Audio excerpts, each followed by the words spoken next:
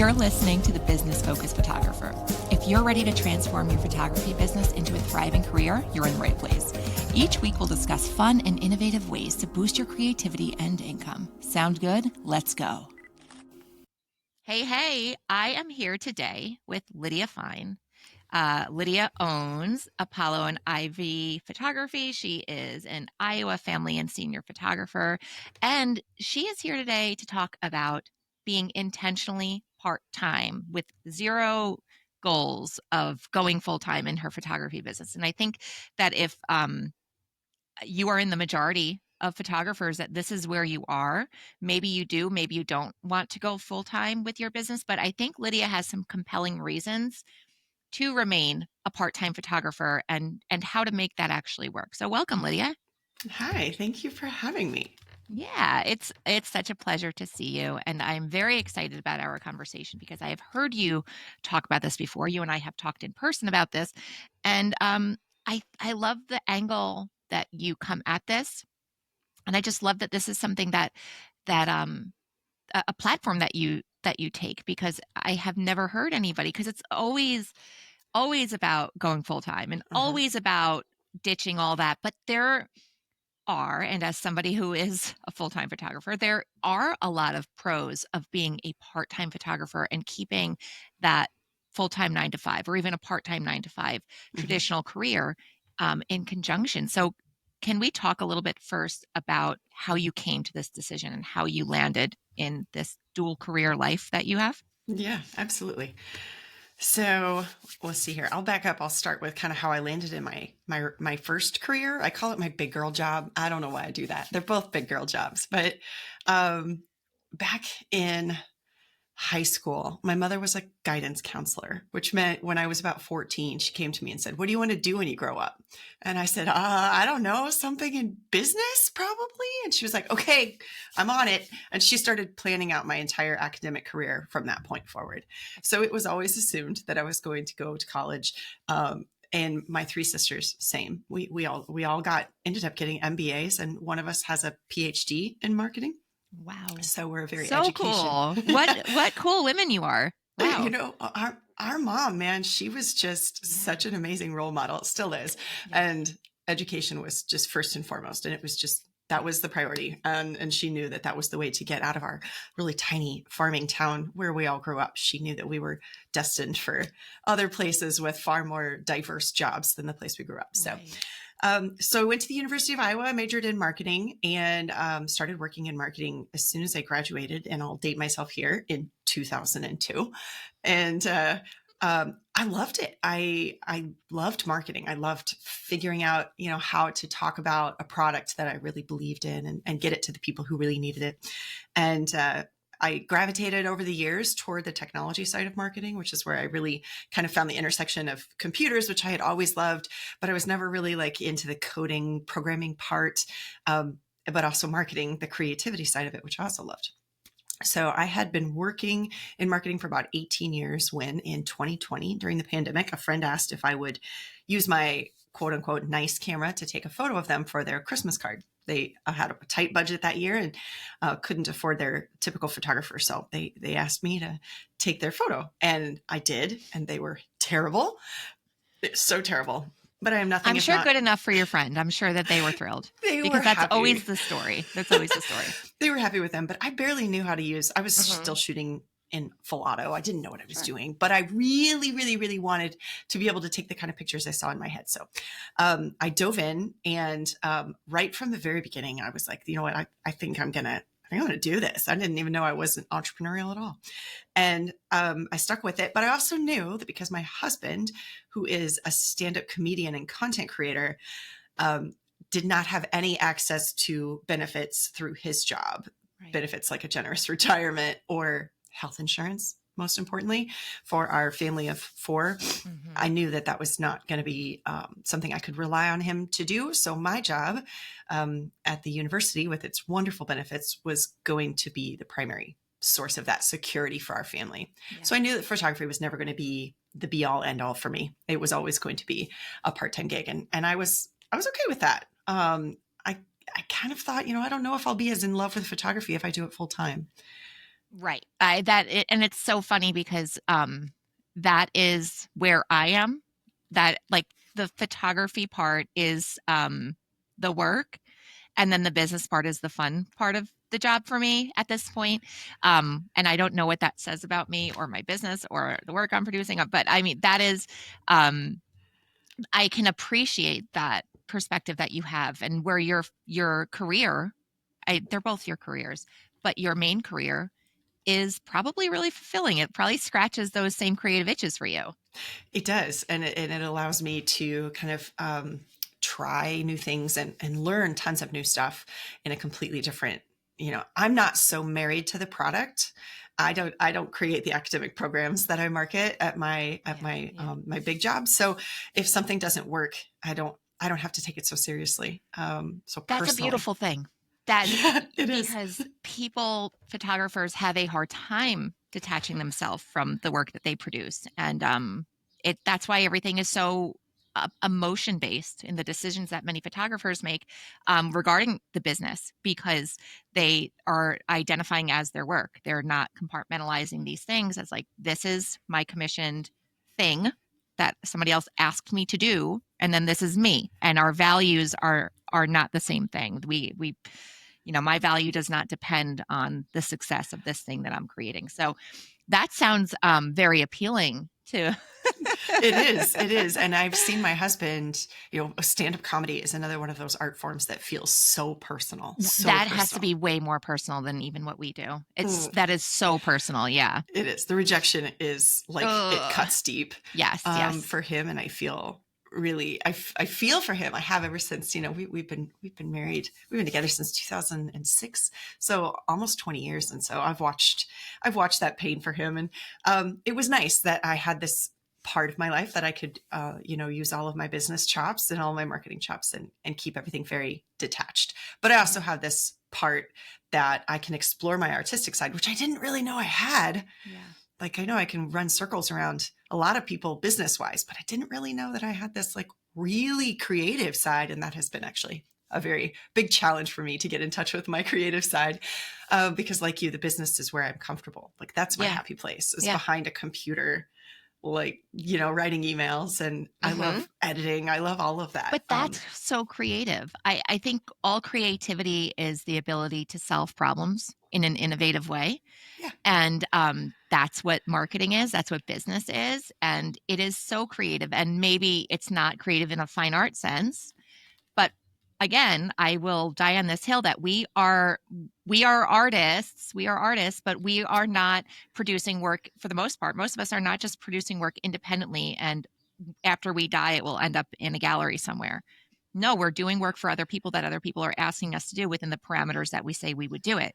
So it's art. It is art, but it's not art in the sense of it being a super creative detached art. There are photographers who exist who provide that, but anyway, Yeah. I think that your angle brings up something that is you know that's not really ever touched on because we have a very woo as creatives, we have a woo tendency to be like, if you just believe it, if you just manifest it, if you just commit to it, then anything is possible. And while that may be true, that's a privilege. Being able to just throw everything away and put everything into this career is an absolute privilege. You need a safety net. You need, if you're in a relationship, you need a partner who can hold down home base and take care of those traditional necessities while Yeah. you do this. Yep. And the zone of genius, which I love, is another privilege. Being able to stay in your zone of genius is an absolute privilege. So it's just so pragmatic of what you're doing, where you have a job you happen to like, and I understand that not everybody likes their 9 to 5, the job Yeah.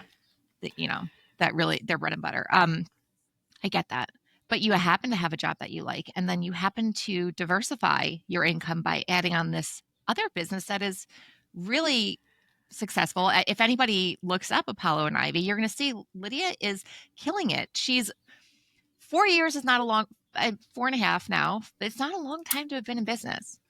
It is not. It took me 11 years to get where you got in 4 years. So that's extremely impressive to me. So, and I'm sure that your experience and your business prowess plays into that big time and has enabled you to progress as much as you have. But the other thing that has to be talked about is the pricing, because pricing determines profitability. So when you are not running a volume photography studio, when you don't have all the time to allocate to your full-time photography business, how are you determining your pricing, the amount of time that you're going to spend there, and all of that? Can you talk about that process? Because I think that this is valuable information. Yeah, I'll talk a little bit about kind of the journey, because I think the history of where I've been does factor in. Sure. So a little bit of backstory. When I first started doing photography, a close friend of mine was also a local photographer. I thought of her as a close friend at the time. And it was that very first fall that I took a photo for my friend, and I really enjoyed it. And so I just put the call out on my personal Facebook. I said, hey, if anybody else still needs a Christmas card photo, I'm learning this thing. It's, free, no charge.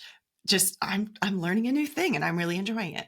And it didn't take very long before she was really mad at me. And she said that I was undercutting her on price and editing time. And she had over 10 years of experience at this point, and I was just devastated. Our friendship completely fell apart, And I was still carrying around a lot of trauma for quite some time after that, because I really felt like, Yeah. I felt I was believed her. grieving. I did believe her. I believed Yeah. her that I was doing something wrong. And I was like, why does this passion of mine, this thing that feels so good to do, why is it wrong? How could this possibly be evil of me to do this?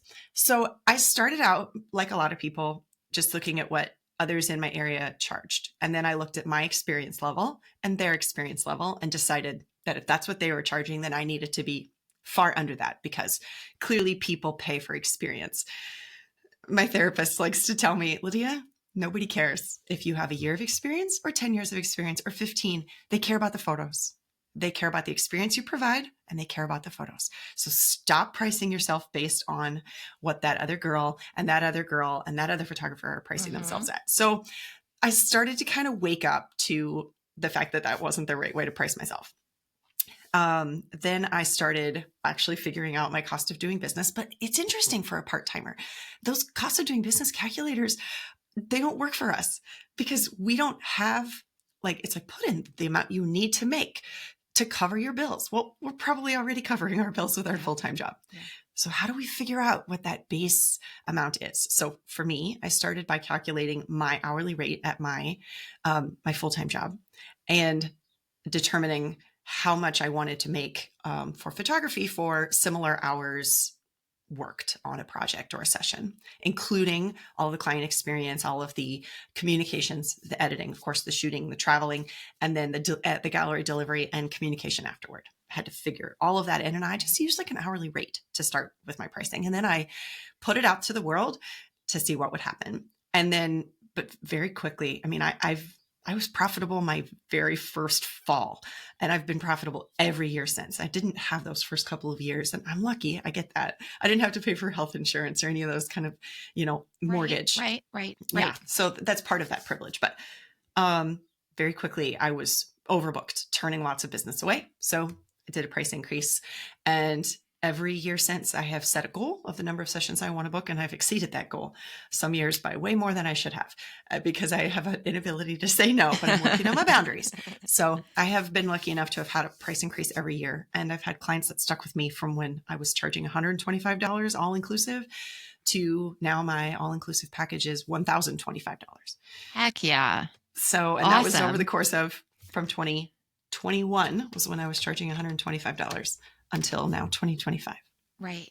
And I think that there is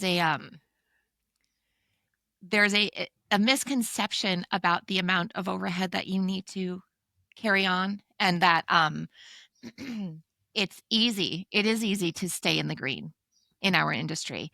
If you can keep things kind of trim and lean, on the back end until you have the capital to invest in those systems that might help you grow some more.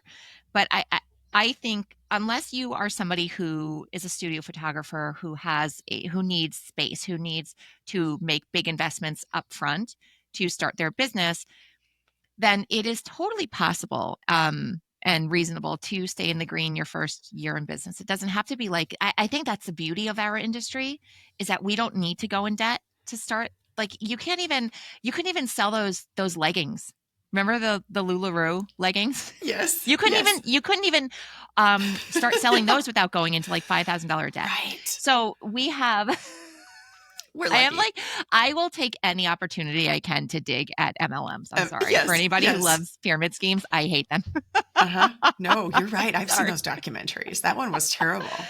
Yeah, I've seen it in real life. Holy shit, man. Yeah. But okay, I'm not tempting myself with this tangent. It's okay. But I think that it strategically, you can start this business. And I think that's what's so great about our industry. And your old friend who got pissed off, and like, what level of insecurity is that you as an established photographer see somebody coming in and doing things for free for other people, regardless of your talent, is a threat to you, because there's no way in hell that she didn't do that too. That's how we start out. That's how we build portfolios, because we are self-taught for the most part, and we have to do it that way. There's no shame if anybody listening is doing that. There is no shame in that. I did it. Right. Lydia did it. Yes.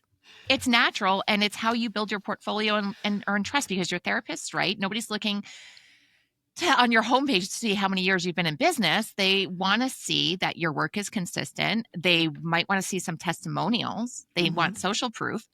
Yep. But they really don't care about the number of years that you've been in business. Right. Everybody is, I've been a photographer since I was 6, when I had my toy camera or like a Polaroid. Like that's not impressing anybody. I know. It's like, shit. okay, I've been a photographer since, let's see, my daughter was born in 2012. Yeah. I got like a Canon T3i in like 2014 or so. Right. And I was terrible at using it. And so was I a photographer when I started that? No. I couldn't even take photographs of my own child. I didn't know what I was doing. I just, like anybody, I saw a thing I wanted to do. I wanted to get good at it. Yeah. So I got really obsessed and dedicated myself to it. And it was a really nice distraction. At the time, my father was sick with ALS, and I really needed something like happy and beautiful and joyful in my life to control, because there was this huge other part I couldn't control. The timing just worked out really well. And so even though my father is now gone, I think he would be really proud, because he was an entrepreneur. And a lot of what I learned about entrepreneurship and client experience and customer service all came from my dad. So I honestly think that was the other thing too that has helped me grow so quickly, is that I looked at every photography experience I had had up to that point, including those with that former friend as my photographer. And I just thought about all the things that I did not like about those experiences. What did I not like? I didn't like a really crazy long turnaround. 3 months later, my kid looks totally different. When I get my photos back, it's crazy. I did not like having to pay only by cash. I did not like having no idea what time my photo session was going to happen until the day before. All of these things that made me uncomfortable, I assumed they probably made others uncomfortable too. So I set out to change that in my client experience. And I think I've heard from a lot of people, they're like, I love your communication. You're so, you guide me every step of the way. I feel so taken care of. And they keep coming back. Even when the prices go up, for the most part, a lot of my clients will stick with me. I know I'm going to price myself out of some people's budget. And actually, it's taken me a long time to come to terms with that. And I know that you and I recently talked about this in the Facebook group, but I'm the kind of person who, because of some trauma in my childhood, I'm very afraid of people not liking me or making somebody angry. And raising my prices is very closely tied into all of those, that mental baggage. So the pricing is so... It's complicated. It is so complicated. It's so emotional. Isn't that weird? It seems like it shouldn't be, but holy buckets, it sure is. It really is. You've heard my spiel about it. So you know what I believe is the reason for that, for us specifically, because Maybe it happens in other industries. I always try to think of like, I wonder if my hairdresser is struggling this much, or if like the nail tech or my landscaper. I don't have a landscaper. My cleaning lady. I have Yeah. a like I Yeah. wonder if these people who are like very often, they either went to school or they didn't for the service that they provide. I wonder if they are struggling as much as photographers do. I, I I can tell you, my cleaning lady and I have regular discussions about her price increases and lack thereof. yeah, I adore her, and she is so sweet, and she has so much of her own personal self-worth tied up in her pricing. sure. And this idea that if she raises her prices outside of her clients' budgets, that she's leaving them in the lurch, that she's abandoning them somehow. And I reassure her, I'm like her pricing pep talk girl. I say, there are other cleaning people out there. That's it. That's it. There's someone for them. Yes. Just give it. That's the same thing in our industry too, is like we are providing as much of an unneeded luxury as a cleaning person is. And if you can get, if you are in a, if you have a budget, then you can find somebody early enough who's still in the trust building phase of their business. They're still learning to do the thing. And that is who that person is meant to serve. And that person will eventually improve their skill enough. They will get booked enough, get burnt out enough where they're like, okay, the next step for me is to raise my prices to be more profitable. And so it goes on. That's the cycle of a Pricing self-taught life. entrepreneur. And Right. yes, and then somebody new will come in, and it's like a Pez dispenser, and like other ones just decide this whole thing isn't worth it after a while. That is what I think that A Pez dispenser. I love that.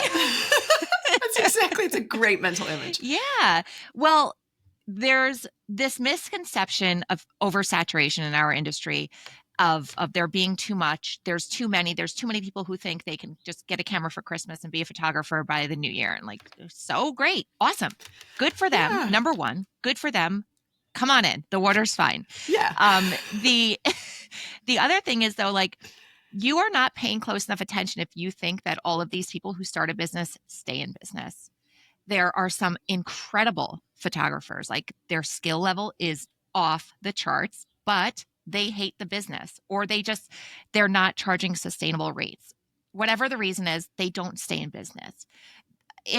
I see it all the time. If you pay attention to this life cycle, many of them decide to jump ship for whatever reason is right for them. And it's like, our industry is not saturated. It just has this cyclical nature where there are photographers for every level of consumer available, and that's great. And that should kind of like quell any guilt that you have that your clients who can't afford you now can't get photography now, because they can. Yeah. And you're right. It's a luxury service. And It another is. thing that I, remind people that I'm mentoring about pricing who are afraid about the same thing that I am, that they're going to abandon their clients. I said, nobody's stopping you. You're the boss. Nobody's stopping you from offering a special Yes. price to your favorite clients. I do this for just a couple of people for Yeah. whom I know I'm outside their budget. And I know that they and I are, their philosophy on photography and my who I love to work with aligns so perfectly. Yeah. That I give them a special discount, and I'm okay with that. Mm-hmm. Yeah. And there's strategic ways to do this so that you don't have resentment towards these people. And we just talked about this too. And it turns out we have a similar thing that we do for our legacy clients. But yeah, this is where the creativity comes in. Figure out a way to solve this problem in your business so that you can stay in business. And doing that over and over again is what is going to sustain you.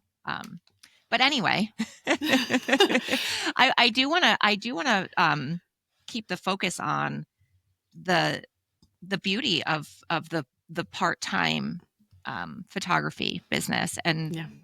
so you happen to have a 9 to 5 that really complements your ability to run a photography business, because it's those are the real skills that will drive your business. The camera part is easy. You just Uh-huh. figure that out, and then figure out how to run the business part is what's hard. So you have that going for you. But what do you feel like are some of the other benefits of having your 9 to 5 in addition to your photography business? I feel like it allows me to, okay, so the pressure of income to meet the bills has already been met by my 9 to 5. And I confess, last August, I did reduce my 5 days a week job down to 4. Simply because Wow. I had finally reached a breaking point where I was like, this is just too much. And I am extremely lucky, and I realize that, to have a job that I can reduce down to 80% time. And And keep the that's not benefits normal. and Yeah. And keep the wow. benefits. Yeah. That is great. It's kind of amazing. I could even reduce to 50% and keep all of my benefits. No plan to do that, but Wow. it just gives me that one day of the week when it's not a weekend. And I know that this day of the week is my day to 110% from 8 to 5 to devote myself to my photography business. And Mhm. that does make things a little bit easier because Yeah. over the years, I get tired. I'm almost 45 years old. I don't have the stamina to sit at the computer for 8 hours for my full-time job and then switch to my other computer for the next 4. Like, I can't do that the way I could just a few years ago. Yeah. So I had to make some adjustments, but, let's see. I digress. I forgot the question. No, what the benefits that you see of keeping Oh, both. yeah. Okay, yes. Yeah. So the pressure is off. Yeah. And so that means that I can niche down to just the types of photography that I Yeah. really enjoy, and I don't have to feel like I have to take everything that comes in just simply to pay the bills. It's hard to say no to money. It's hard, Mhm. especially if you were raised with a money mindset where, a scarcity mindset, which Scarcity, yeah. we were. My mother clipped coupons. She had a master's degree, but she still clipped coupons every time we went grocery shopping. So yeah, there was a little bit of a scarcity mindset. And in my family, safety, security, stability, and money, these are all kind of part of the Fine family coat of arms, the way that Yeah. I always joke about it. So it takes some of that pressure off, and it allows me to run my photography business in a way that feels really true to me and the art I want to create and the types of clients I want to serve. All of that. It's just a little bit of freedom, which feels Yeah. really good. You can take risks. You Yeah. can take and risks are normally what move the needle. They're what enable you to level up, Yeah. risks, and not everybody can take risks because they're risky. Right. Right. Well, I Yeah. have, I have, and it also means that I can kind of discard some of the ideas that I'm like, that's not going to work for me. Because I've always known I Mhm. would never have a studio because that overhead Yep. is It's pressure. not something It's I bad don't, pressure. well, I Yeah. don't want that pressure. No, Yeah. no, no. So Yeah. I have never contemplated that idea, but I've coached several photographers who are being crushed under the weight of a lease and trying to manage subletters, and it's a lot of stress. And so Yeah. I've never had to do that. So that's one really big blessing. And you touched a little bit on how my 9 to 5, the skills that I have from that have really complemented my photography business. And I believe fully that my business has grown as quickly as it has because of all the marketing background that I Oh, have. absolutely. Yeah. And Yeah. and the thing is, I want to be really clear. None of the skills that I have are skills that I learned in my undergraduate program or my master's degree program. These are all just like practical skills I picked up from Yes. working, some copywriting. I did marketing copywriting for one of my earlier jobs, and understanding how search engine optimization works, and CRMs, which I adore. It's like a big part of Yeah. my 9 to 5 as well. So I was able Yeah. to, and spreadsheets and all of that, and tracking Mhm. finances. I have more dashboards than any sane person should have. Like, I could tell you the tiniest minutia data about my finances in my business, but Oh, that kind that's of so stuff makes good me happy. though. Yeah. That's the kind of stuff that makes me like go get back in bed and just like watch trash TV. Really? Oh, Yeah, I will man. totally disassociate if you say the word taxes. I'm like, I don't. Now, don't get me wrong. I have not done my taxes yet. I am dragging my Ugh, feet just simply because our taxes are so complicated. I have I a bet. regular job. My husband has his own small business, and I have my own small business. So Right. it is complicated, and I don't even do my own taxes, but I have to No, pull all the doesn't matter. information together for somebody else to do them. And oh man, it's so overwhelming. But Hmm. I'm gonna get it done. It's my weekend project. Oh, Um, good for you. Good for you. Yeah, I haven't even so put it on the calendar yet, but I should. I should do that. Yeah. you'll get there. You got this. Yeah. So, back to like reasons why having the full-time job is good. I actually have gotten better at my full-time job because of my part-time job too, because of my photography business. It's actually taught me some things about marketing that I don't think I ever would have been exposed to had I not gone this Really? route. Yeah. Can you give an example of that? That's really interesting. Yes. Okay. So I've been working really hard on like understanding what my brand voice is. And when I first started my business and I created my first website, I, like everybody else, talked about fleeting moments. And these days they go by so quickly, because I thought that's what you said. I thought that was how I needed to talk to sell my photography businesses. I just need to yeah, this is all about, capturing my clients' like fears and emotions. And then I had a coach who said, you're saying the same things as everybody else. What's your superpower? And I was like, well, my clients say I'm an amazing communicator and I'm really organized. And she's like, great. Then stop talking about fleeting moments and start talking about how your clients are busy and they don't have time to manage, one more thing. And you are not going to be one more thing on their to-do list. And I was like, oh my gosh, this is genius. That is such good advice. Yes. So good. So good. And that's what I did. I really like took that to heart. Every single piece of my communication and my entire website just changed. It took some time to write all that new copy, but I did it. And then I realized that my brand voice is actually, I'm a little bit snarky. I swear a lot. I haven't sworn yet on here, but so you're lucky, but I swear. And I tell jokes. I'm married to a comedian. Like Yes. I'm kind of like sarcastic. So that's going to be, I'm going to be authentic to who I am. And so one of the things I've brought back to my full-time job is like, we can infuse a little humor here because this makes us more authentic to the people we're marketing to who are 17 years old. You think that they want to like go hang out with somebody who never cracks a joke ever. So I just on a call yesterday was talking about humor as a way to show authenticity and talking about how I use this in my own business. And my boss was like, yes, absolutely. Yes. Yeah. Humility sells. It really does. Yeah. Especially when you are buying into something where you're going to be in direct contact with that person. If you can get somebody who is relatable and down to earth and grounded and honest, and normally humor promotes honesty. I find like being funny, being silly, it grounds you and you become more trustworthy. Yeah. So it's like vulnerability because I'll be honest, I don't trust anybody that never swears. Right. I find that about myself because I'm just like, where's the real you under there? Like I want the real one, the one that gets mad and drops an F-bomb. Like where's that girl? Because that's me. Yes. So that's who I want to do business with. And so I make some assumptions that the clients, my perfect clients out there trying to find me are also looking for a photographer who would occasionally stub her toe walking through a field on a rock and drop some F-bombs, maybe even accidentally in front of the kids. Shh. Oh, stop. I really try not to do that. My kids understand curses to be grown-up words. They're not bad words. They're grown-up words. So it's like drinking and driving, not together at the same time. Right. But those are two things that are not necessarily bad, but you just can't do them until you're grown up. And that goes along with grown-up words. And I will say them. And if you say them, then you're in trouble. Yes. My 10-year-old will say, Mommy, I need to tell you a story. I'm like, what is it, buddy? He's like, today I got really mad and I said a word. Is it okay if I repeat the word to you now? Will I get in trouble? And I'm like, you have my permission to repeat the word. And then he'll tell the story in its entirety. And I'll be like, you know what, buddy? You know that you're not really ready to say that word yet. However, you did use it properly. So yeah. Hey, good job. Hooray for syntax. Good job. Yeah. My daughter came home from school recently and was talking about one of her friends, how they said the S word.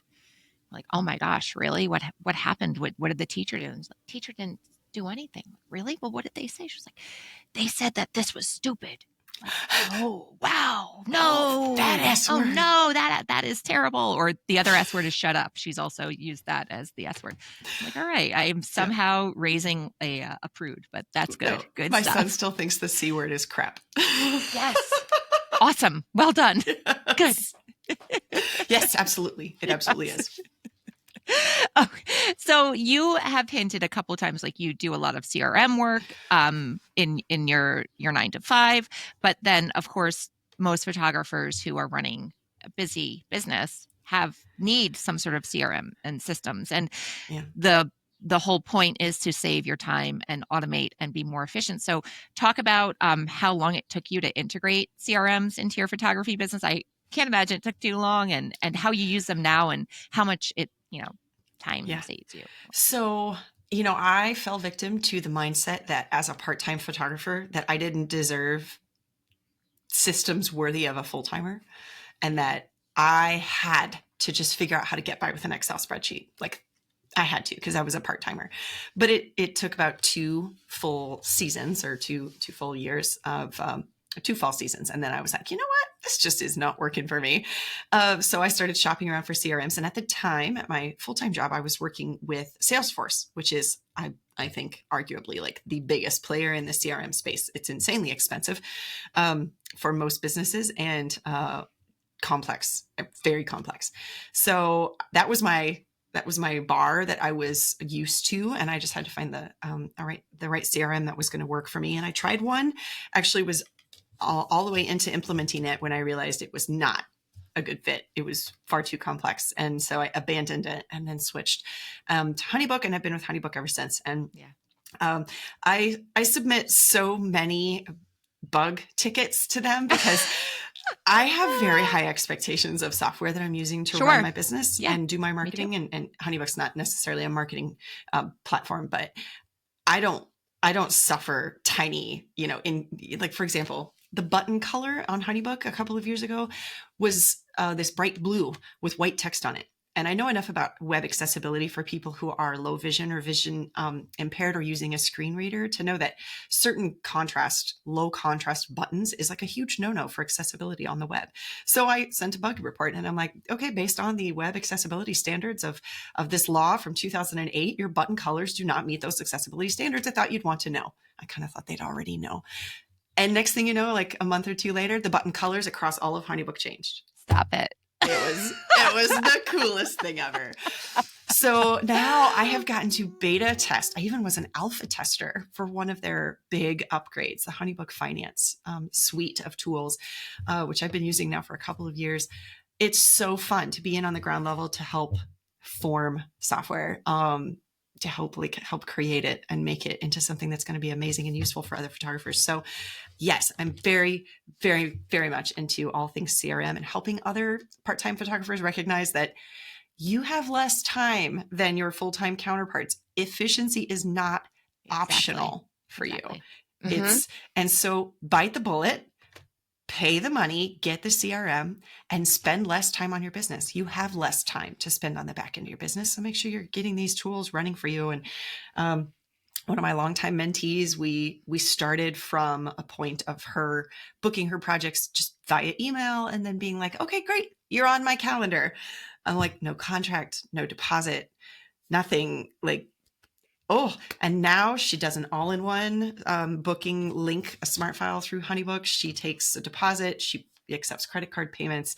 She has questionnaires. She has all of it. It's so slick, so smooth, and she spends so much less time on the back end of her business.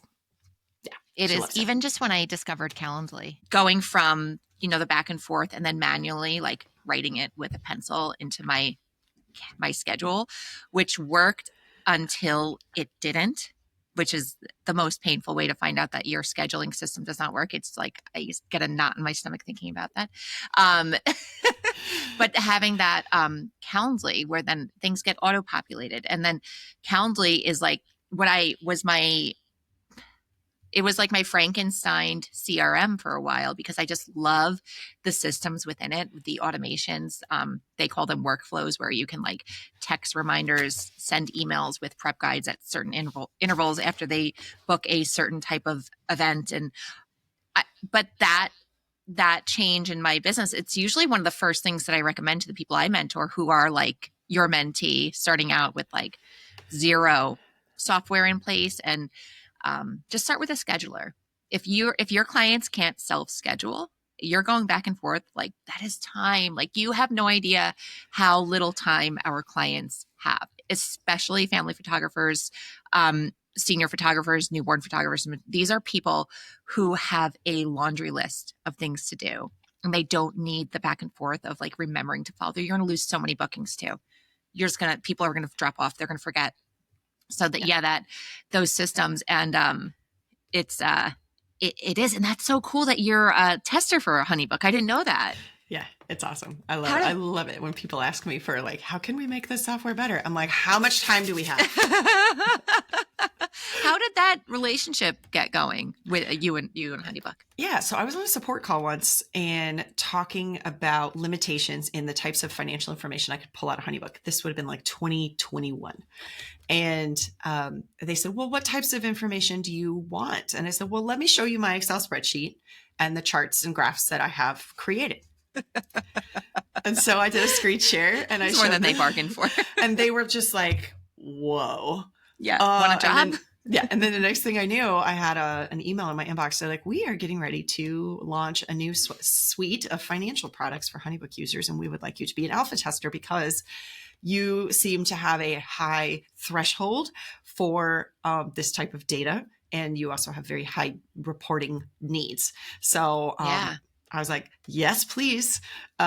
And so I got HoneyBook Finance for free. I'm still using it for free. I love it. It's changed. Is that when they rolled out their own payment processor? Nope. So this is actually different. This is where you have a bank account with, I believe the bank is like a Lincoln, Nebraska bank at this point. I forget which one it is, but there's a bank account created for you, and all the money that comes in via HoneyBook first goes into that bank account. And then you have a debit card attached to that bank account that you can use to spend expenses out of. Now, I don't use it exactly like that, but the feature I do love that I do use all the time is this automatic bucketing. So if you use profit first at all in your business, every penny that comes in, or every dollar that comes in, a percentage of that dollar is bucketed away into separate things. So this is my percentage for my owner's compensation. This is a percentage for operating expenses. Here's taxes. Here's like profit, all of these buckets that you create using the profit first system. I do like a slightly modified version. And those buckets can be created in HoneyBook Finance. And so here I get to the end of the year and 30 cents of every single dollar has been squirreled away in this little tax bucket, and it's just sitting there waiting. Oh my God.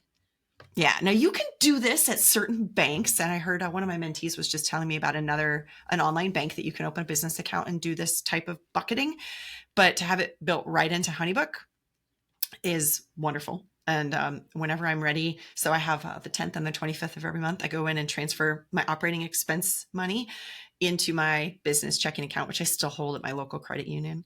And I still use a credit card that goes onto that account. Okay.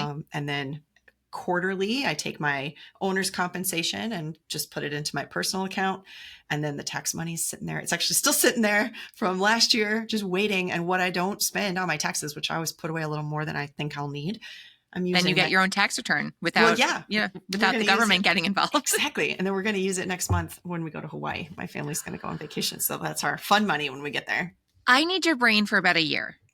That's all. I would just I only need a year of that brain. That is amazing. Wow. I have gone back and forth with HoneyBook more than once. I've used it, left it, used it, left it. The most recent time that I left it was because I do get caught up in my payment processors, and I like that I have all the data there, like historical data, and I can compare, and that's nice. But that is not as important to me as it once was. So that checking account, that's a business checking account that they automatically set you up with. Yeah, if anybody's ever opened a business checking, it's not like as easy as opening a personal checking account. It's a little bit of a pain in the ass. And so that's kind of a big perk within itself.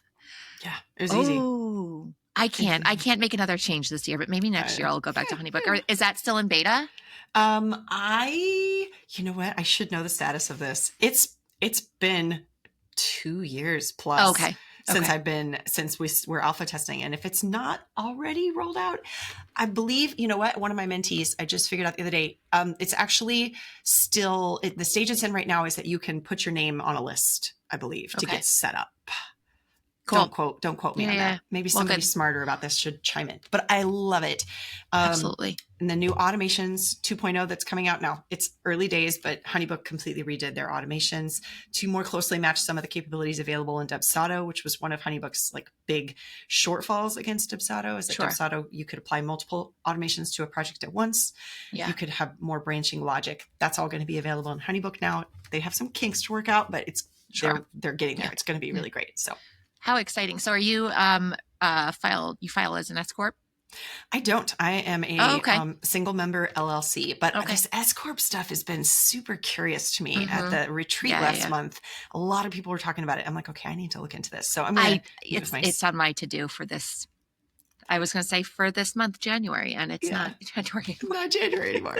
I need to find out more about this. I need to talk to my CPA. And Yeah, see what he says. I think normally like the filing deadline is March or April sometime. So I too need to, because it's very intimidating, and then making that switch, it's an upheaval of my current habits, and I will have to, which need an upheaval anyway. Oh, well, I really appreciate you coming on, Lydia. This was so enlightening, and I love talking to you. That is just I love talking to you. but wow, I learned so much, and I thought I knew so much already. So that's great. Where can people find you and learn more about everything that you have to say to other photographers? Yeah. So you can find me on Instagram as probably the best place to get like your first taste of some of the content that I create. And I'm at Lydia_Apollo and Ivy. Apollo like the Greek god, and Ivy like the plant, and the word "and" all spelled out. So you can also just look Apollo and Ivy photography. You'll find me, and you can also look for Lydia Fine. You'll find me that way too. Great. My email list, though, is a fantastic place to find out more about some of the mentoring offers that I have. I do what I call report cards. So I'll report cards, meaning it's like an audit, basically. So I do website audits. I do Google business profile audits. I love Google business profiles. I just did a whole presentation on them last yes, I saw that. weekend Cool. to the professional photographers of Iowa. That was super fun, because I think people don't fully understand the importance of Google business profiles. But I think I'm going to be on Anami's podcast talking about that. We haven't scheduled a date yet, but I'm going to go on there and talk about that topic. So good. And I do one-on-one mentoring also for people who just kind of want to talk through all kinds of things. And I love talking about pricing and CRM and back-end process technology, workflows, everything. I'll talk about like the photo taking part, because I know definitely enough to be dangerous there. And I can tell if a mentee's problem is perhaps an inconsistency in their portfolio, and I can talk through some of that. But primarily, I love the business stuff. Yes. Yeah. Well, you are you're a wealth of knowledge, and you have some really interesting perspectives, and I appreciate you for sharing them today. Well, thanks for letting me share them. I love talking to you. We had so much fun chatting about all things business at the retreat. We did. We did. I had no idea. I mean, I'm so glad that it worked out that I ended up being able to meet you in person before this call, because I don't know. I just like when that happens. I know. It's so fun. Yeah. Well, thank you again so much. And I hope that I'm assuming today is one of your admin days for your photography business. No, I actually took a little tiny bit of vacation time. I'll probably just work a short lunch today. Okay. And then, but yeah, I'm going to hop, as soon as I'm done here, I'll hop over to my other workstation. I have two workstations side by side, photography and other job. I'll just jump over a chair and then get to work on the other job. Well, I hope you have a wonderful and productive day. I know, you too. I will talk to you soon. All right. Take care. Bye. So until next time, keep shooting, keep creating, and keep building the business that supports your dreams. Have a fantastic week. And remember, in the business of photography, your creativity is your biggest asset.